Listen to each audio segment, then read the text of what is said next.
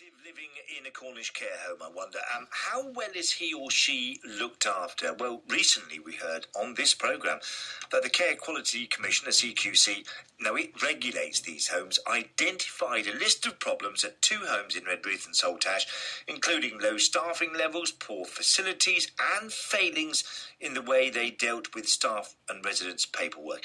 Well, Jenny Moore recently organised, as we know, a meeting which attempted to improve the services at care homes. Now, she founded the Your Voice Matters campaign. She says it was brilliantly attended, that meeting, but she still says everyone must be more vigilant and prepared to challenge issues at local care homes if they're not happy with those homes. Have a listen. It's an organisation that's been set up to help relatives and carers who may have issues within care settings in Cornwall.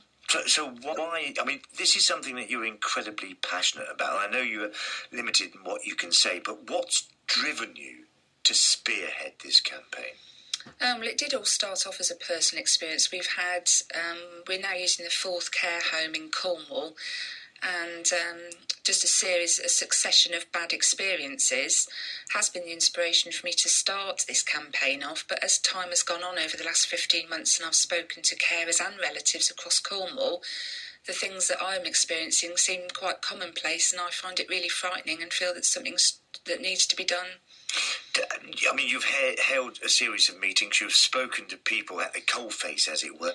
Talk to me about some of the problems in Cornish care homes that have been uncovered, which you've spoken to people about. How bad can some of these places be? We've had incidents of inappropriate handling where hoists aren't working or the staff choose not to use them, so people might be moved about inappropriately.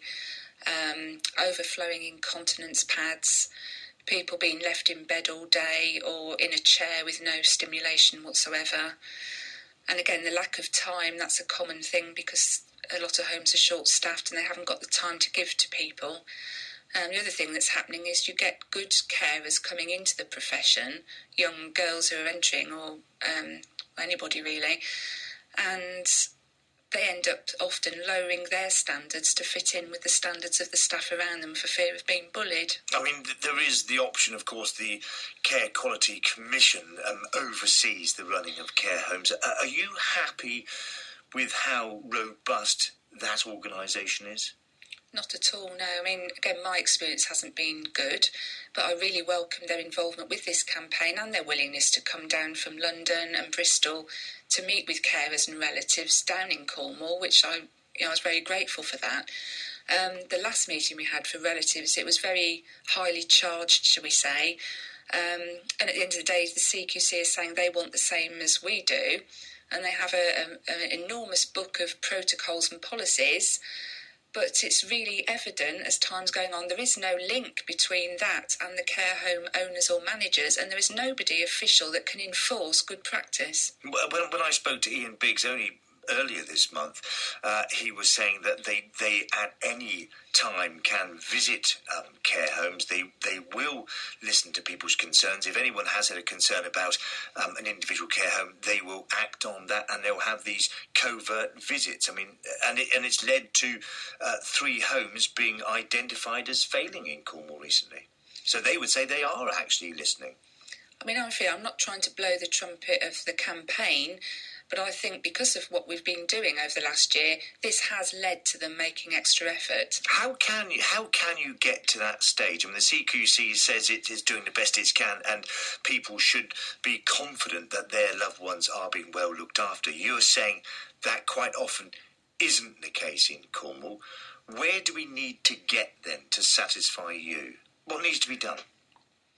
There is with the CQC and care homes, to me, there isn't any fear with inspections. So what do you want done now then? Obviously more robust inspections. And are you happy with how robust they are at the moment? I feel probably they may be making more of an effort, as we've seen with 3 homes in Cornwall. But it's all reactive, and this should have been done just as a standard procedure. These inspections should, You staged a meeting a couple of weeks ago. That was a lot of people turned up. The CQC turned up. Are you planning another meeting like that to find out the scale of problems in Cornwall? Or have you now done enough to raise this as an issue?